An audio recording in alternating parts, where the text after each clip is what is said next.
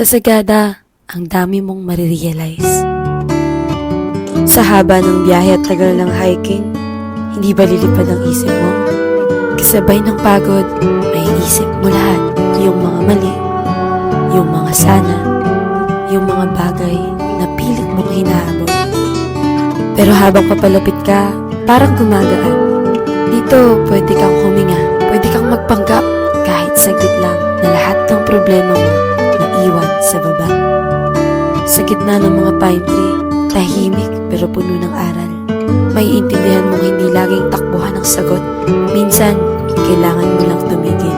Huminga, magpahinga, dami ng hangin, pakinggan ang kalikasan. Mararamdaman mo ang buhay, mahirap, oo, pero kaya kahit mabagal, kahit paunti-unti. Sa Sagada, maaalala mong hindi mo kailangan maging perpekto. Hindi mo kailangan laging maging malakas. Pwede kang huminto, magpahinga at hayaan ang sarili mong maging totoo. Saglit ka lang dito, pero baka sapat na yun para makita mo ulit ang sarili mo.